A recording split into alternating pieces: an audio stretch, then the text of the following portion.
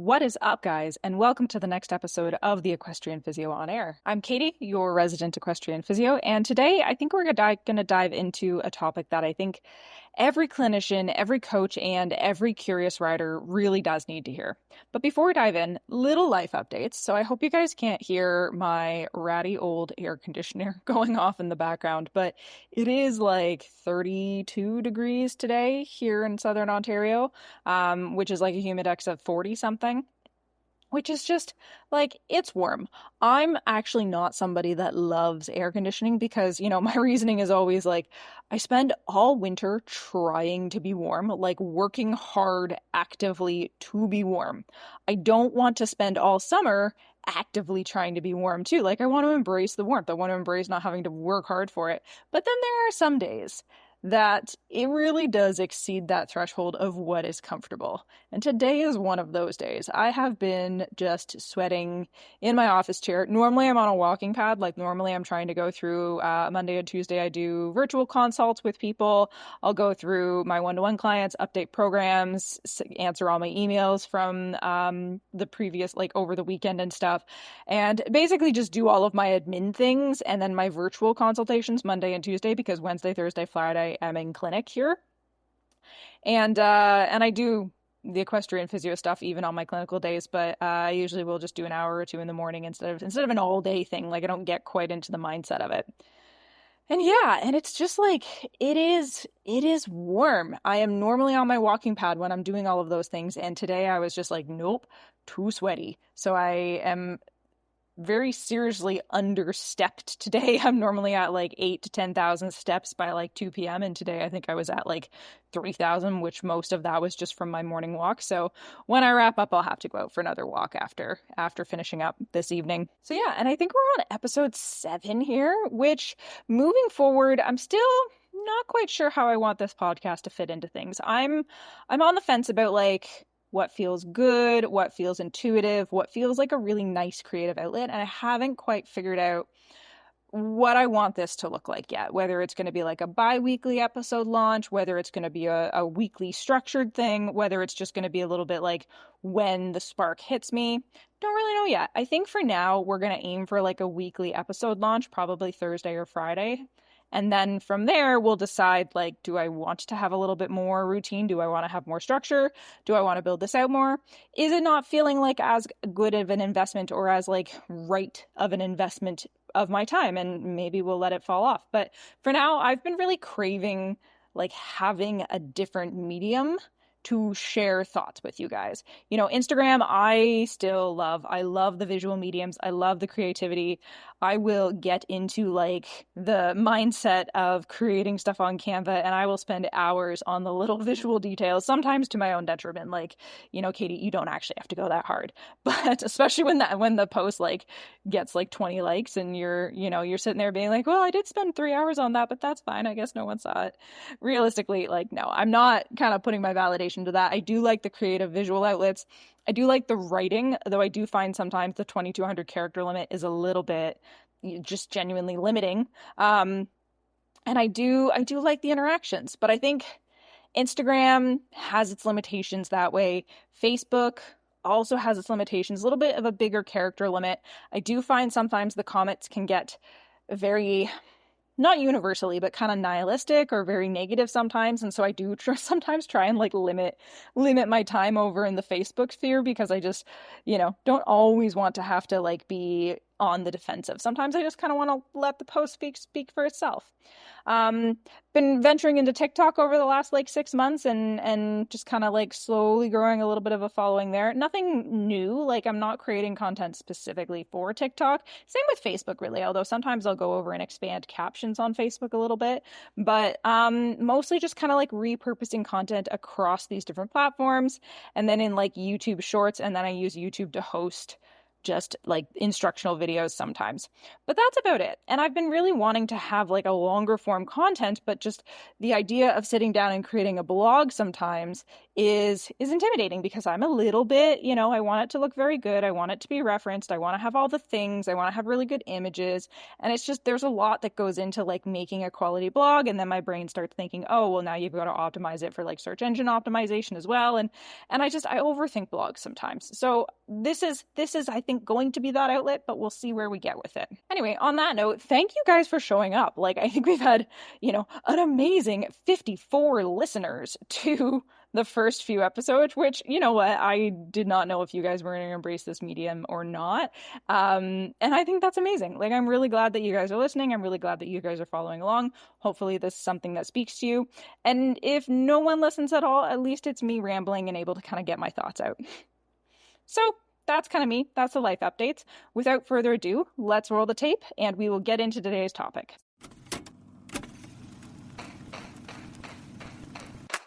Hey, I'm Katie.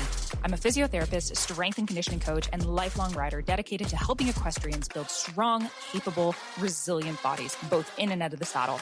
This podcast is here to empower riders of all levels with evidence-informed rehab, training, and education. And we're not just here to follow tradition for tradition's sake. We're here to challenge outdated norms and bring critical thinking and curiosity to how we train, ride, and show up. Let's get into it. So for today, I wanted to talk about a concept that I think is very prevalent in the equestrian industry, not just, in my realm, but in general. And I was not victim, but like I was very subject to this when I was like pre-physio and even like pre-veterinary stuff, where essentially I wanted to chat about like critical thinking and in deciding what treatments, what modalities, what sort of interventions are actually worth investing in and actually worth using.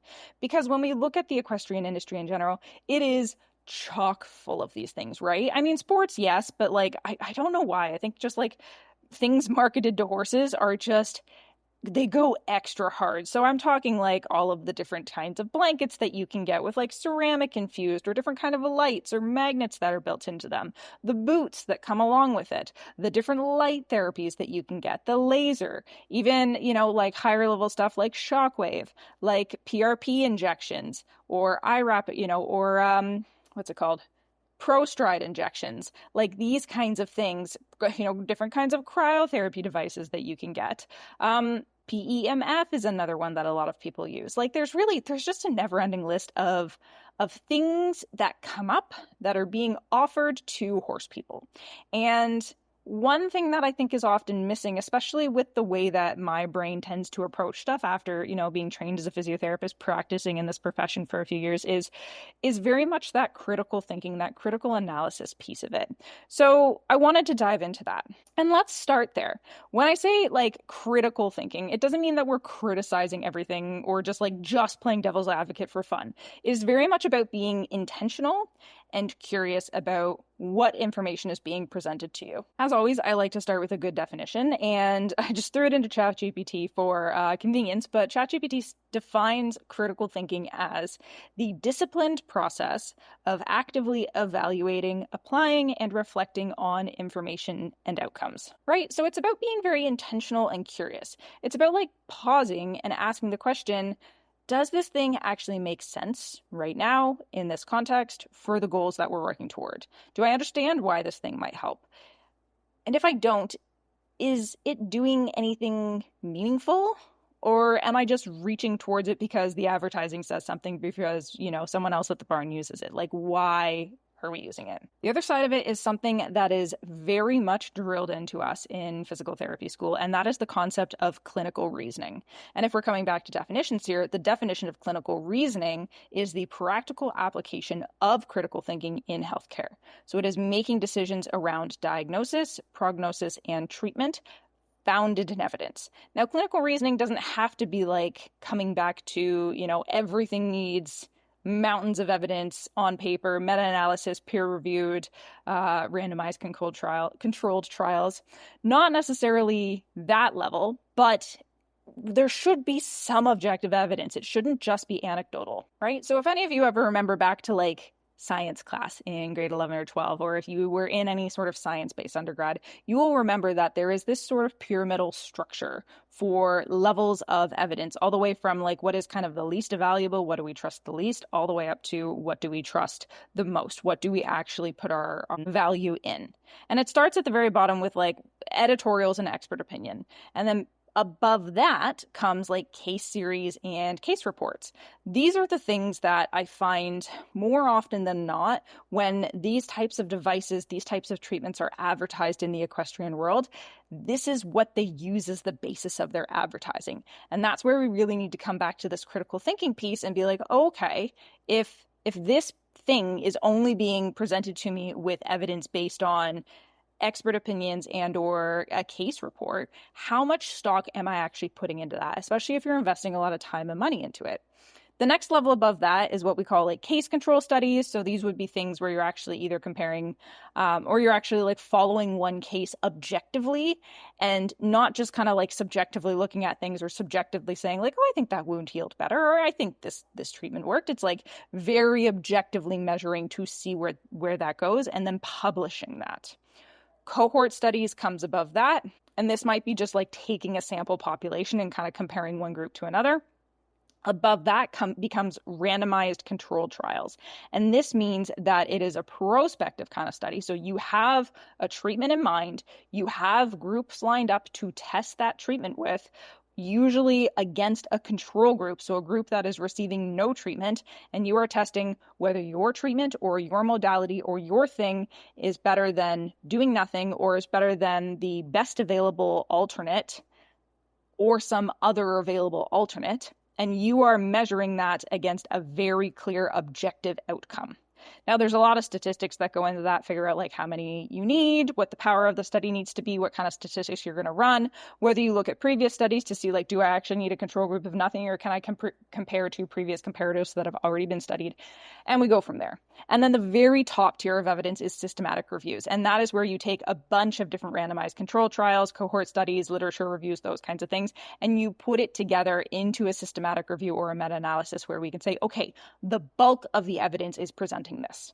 Now, actually getting funding to do a full randomized control trial or get enough RCTs to actually do something like a systematic review and meta-analysis is very hard. And most of these companies that are like putting together treatments or modalities or new devices are kind of startups, right? So they don't necessarily have the ability to receive funding for something like that. It can be difficult, but that doesn't mean that they can't objectively evaluate or run their own kinds of internal experiments, and or if they get to a point where they're able to hire a third party to objectively evaluate their thing, right? So you can see how this comes back to not just the critical thinking, but the clinical reasoning, where if critical thinking is that like that curiosity, that questioning, okay, is this true? Is this valid? Does this make sense? Does the evidence stack up to support this? And then the clinical reasoning is applying that in healthcare to make decisions about our diagnosis, our prognosis, and our treatment. You can think of that critical thinking as like the engine that's driving, and then the clinical reasoning is how we actually steer. So then I have this kind of 4 or 5 step process that I will mentally run through whenever anyone approaches me asking, do you think this treatment is a good idea?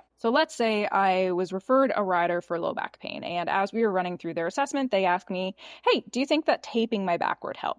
Or do you think that shockwave on my back would help? Or laser, or acupuncture, or spinal adjustments from a chiropractor? Whatever the question is, whatever the modality that they want to employ is, say it's their horse, and their horse is coming in with like a diagnosis of hog arthritis, and they say, oh, do you think this horse needs a cortisone injection? Do you think this horse would benefit from red light therapy, right? I always bring it back to the first step is then identifying what is going on, right?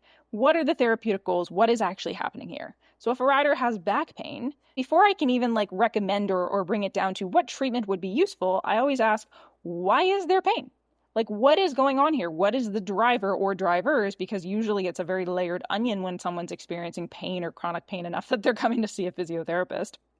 But what is actually the mechanism or the drivers or the underlying thing that is contributing to this person's pain? Because knowing that there's pain is one thing. Knowing that there's discomfort somewhere is one thing, but understanding what is behind it, that is another thing altogether. Because pain isn't necessarily like tissue damage itself, right? It's not always correlated exactly to a level of tissue pathology. Sometimes it's just like a mechanical overload. You decided to go out and run a 5K after not running for 6 months, and now your knee is really flared up. That might not be anything wrong with your knee. That might just be because you decided to do something that your body wasn't prepared for. It reacted. Now you have a little bit of swelling and pain. We just need to slow down and take it a little bit slower. Sometimes it's sensitization. So it's like a nervous system thing. Your body is adapted to give you pain in situations where it shouldn't necessarily otherwise. Sometimes it's a recovery thing. Like, right, someone is coming to me with low back pain and they also have a newborn at home and they're like, okay, this low back pain's been getting really bad. And nothing other than like, obviously the mechanics of their life haven't really changed overall. But they're incredibly fatigued. And so all of these little things that were under the surface are now coming up because their body's not able to recover. Sometimes it is physical things, like you actually do have a tissue pathology. You actually do have a tendinopathy or arthritis or something under the surface. And so we can figure that out. And sometimes it's just like nervous system noise that just tends to be layered on stress and life and fear and other things that tend to happen. And so overall, we end up in this situation where our body is sending us alarm signals, even though it might not actually be appropriate because there's no real damage. So that's the first thing. Like whether I'm assessing a horse, whether I'm assessing a rider, I need to understand what are these driving features of their pain? What is actually going on? Because that will allow me to create a list of things that we need to work on, what we aptly call a problem list. I don't love that term, but it's just what's kind of ingrained in us in physical therapy, where it's like, okay, you have range of motion restrictions here, you have a weakness here, you have a sensitivity here, you have these external stressors in your life that may or may not be modifiable. Like we create that list because that creates the treatment goals. That is what feeds our working hypothesis of what is going on. And then from there, once we have that kind of clinical impression or diagnosis, we can say, okay, these are the interventions that we want to actually use to target these goals. So maybe this rider's coming to me or this horse has significant muscle tension through the area. Maybe they have very restricted mobility. Maybe they have a very highly upregulated nervous system right now, and we need to calm things down. And maybe they're very fearful and protective, and we need to figure out how to reintroduce load in a meaningful way. But I need goals. I can't just throw shit at the wall and see what sticks, because without goals, I'm just guessing. So once we have this idea of, okay, we have our clinical impression, we have a good idea what is going on, whether that requires just a clinical diagnosis, whether that requires a very thorough subjective history, whether that requires imaging, something a little bit further, we know what's happening. And then I have a list of the things that I want to target. Do I want to target swelling? Do I want to target muscle tension? Do I want to target strength? Do I want to target sensitivity?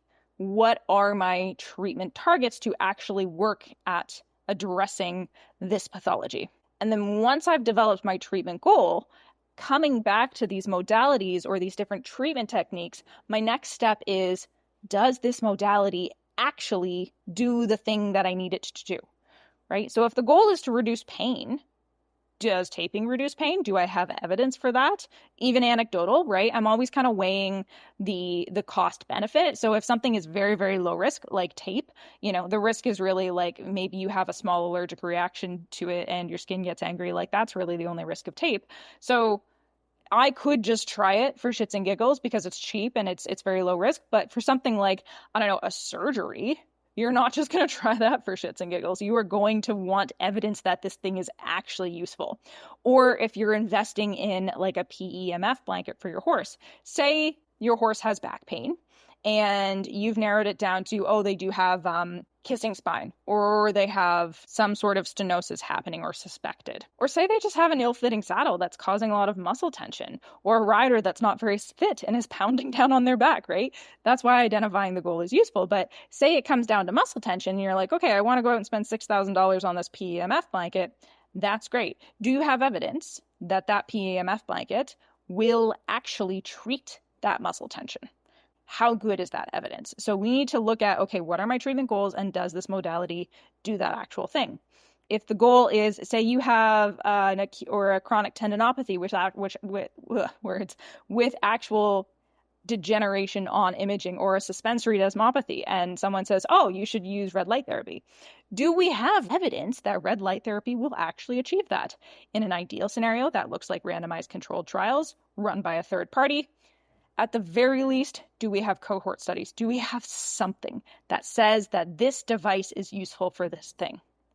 Right? I'm not here to demonize any particular brand or any particular modality, but I am here to ask whether they are the right tool for the right job. And that's where the evidence comes in. It's not just one person's experience on TikTok or Instagram or whatever the marketing team decided to throw up there. It is peer-reviewed, third-party, ideally RCT level evidence that shows that this thing actually moves the needle for the goal that we're targeting. So, say you checked that box and you say, okay, yeah, there is actually evidence that whatever acupuncture helps with muscle tension through the lumbar paraspinal muscles. Cool. If we have identified, again, say we have a horse with an ill-fitting saddle and we're trying to treat some of that muscle tension that has accumulated, and we say, okay, we got to treat the muscle tension. We're trying to reduce tension. There is good evidence that acupuncture will do that. Lovely. The next question I will always ask is there something better? And is there something potentially more affordable that's available that does the same thing? Right? So like maybe a PEMF blanket does actually have a fair amount of efficacy to reduce muscle soreness. That's kind of an on the fence in the reality of the evidence, but let's say it does. Let's say it has really, really good evidence that it has like an RCT of like 200 horses, both receiving and not receiving, all with like very standardized conditions, and the evidence quality is quite high. That's a stretch, but let's say for argument's sake it does. So what else, though, do we know reduces muscle soreness that maybe is less than a $6,000 PEMF blanket? I know that a solid progressive loading plan can do that. I know that a 30-minute walk can probably significantly reduce muscle tension by bringing some blood flow and stretching. I also know that just like sleep and hydration can help a lot with that. I know that if the cause is an ill-fitting saddle, that a new saddle will probably help. I also know that literally just a good curry or some soft tissue work, even done by the rider, not even done by a body worker, can be very useful for releasing muscle tension. So I always then look at like, is this modality the best option? Is there something that is easier, more accessible, more affordable that is available, right? If you think that some sort of red light device is going to be useful for this horse's hock arthritis or your own knee arthritis, and you're like, cool, I'm going to spend 20 minutes a day applying this red light device to my knee or to my horse's hock to try and treat the arthritis. And we have like, again, for argument's sake, say we have really good evidence for red light therapy and reducing effusion in arthritis, and that's our treatment goal. We don't, but let's say we do. You know what else is really good for that? For reducing pain, improving range of motion, and reducing effusion? Going for a walk, doing some squats, doing some passive range of motion to that horse's hock, doing some pole work with them, some hills, again, within an appropriate level and intensity for what they're capable of. But these kinds of things are much more accessible, affordable, and probably sustainable to do than going out and dropping a few $100s on some other device. Again, I don't necessarily think that these tools are bad. I just think that for a lot of riders, for a lot of equestrians who maybe aren't completely flush with cash, they're not always the only option, and often they get popular, so people think they have to do it, but then they skip these other more basic, more affordable, more sustainable things that could be just as effective, right? It's not necessarily about like, being cheap. If there is really good evidence that some more expensive therapy is going to be optimal, like if a horse needs a PRP injection with shockwave and that is going to be for like, a suspensory lesion, and that is going to be the optimal treatment, then great. But if that same outcome could be achieved through progressive loading, or maybe the shockwave on its own, or some other kind of intervention, then maybe we investigate those things as well. So the next step is like, say we've checked these previous 3 boxes. Say I know what my treatment goals are. I have really good evidence for this device to actually improve those treatment goals, and it is the best, cheapest, and most sustainable and most accessible device or treatment or intervention out there. Then we actually have to like test it, right? Because there is a lot of individual variation among how people and horses respond to treatments. One person might respond really, really well to, say, spinal adjustments, chiropractic care. Another person might have very, very little benefit from that. So we actually need to have an outcome in mind and measure before and after to see if it works, right? If your goal, say someone has a really stiff low back and they do not flex through their lumbar spine very well, and your goal is to improve lumbar flexion because you think that's contributing to their low back pain, and you are going to perform a spinal manipulation to help do that, we need to measure their lumbar flexion before that spinal manipulation, after spinal manipulation, and then also their overall symptoms to see how they respond. Because it's not just about their anecdotal response, like what they think is working, because placebo is a really, really big thing too, even in the horse world, even though I know horses aren't necessarily like they're not going to have the placebo effect directly affecting them. The riders and the owners do. And so our perceptions do matter. So we need to have some sort of objective outcome that relates back to our original goal to know whether this device is working in this particular case. Could be pain scores, or it could be like a reactivity score or a palpation score if you're working through your horse's back. Could be a range of motion measurement. Could be some sort of functional or capacity measurement that we're doing. Subjective feedback could be fine too. Again, that's totally up to the individual case. Could be like a video analysis. Could be a load tolerance. Like there's a lot of things that we could use to figure out if this is a meaningful change. And then if it's not working, do we need to adjust? So just a reminder that the industry is absolutely full of all these flashy claims. Like, I saw an ad today for some sort of like, I don't know if it was an ointment or a red light therapy for wound healing. And I'm looking at these two images. They're like, look at how much this superficial wound healed with this device in 7 days. And I look at that and go, okay, it's a superficial wound over like the horse's, fleshy area.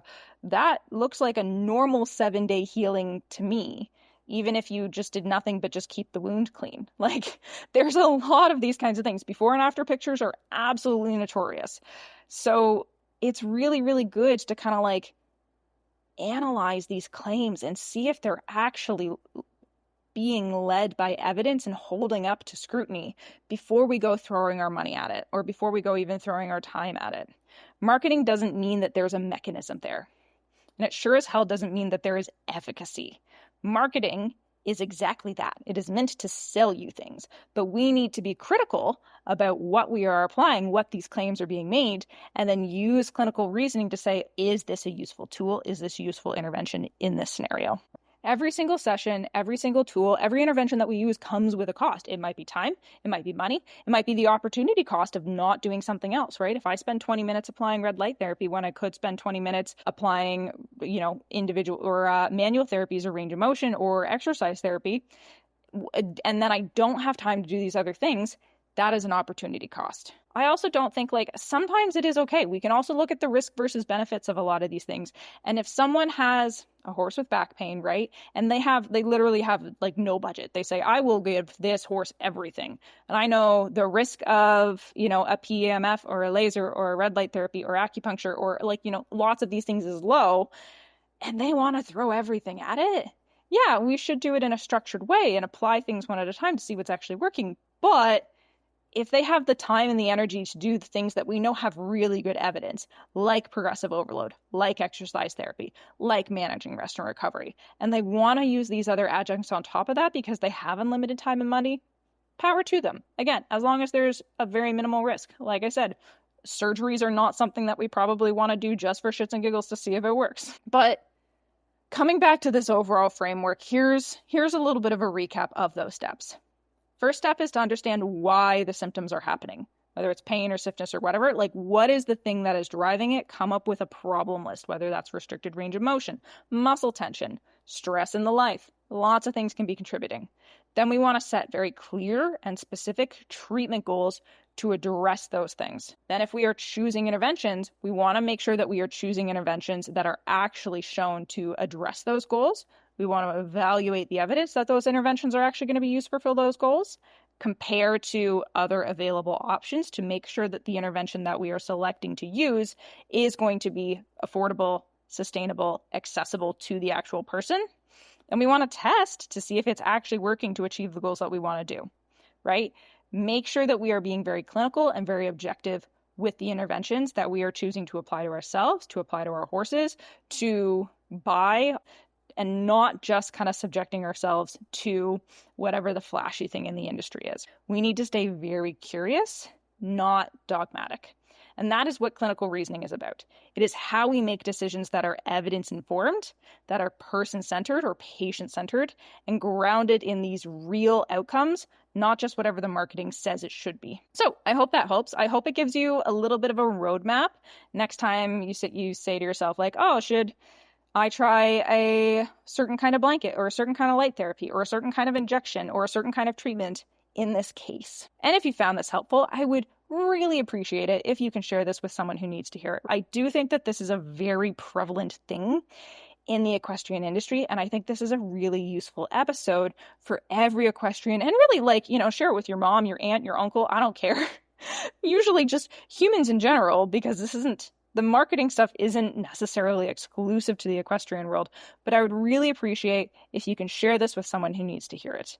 And if you've got something that you're curious about, or you've tried this framework and it's helped you make a more critical, like clinical or critical thinking decision, then drop me a comment, DM, comment on this episode. Love to hear it.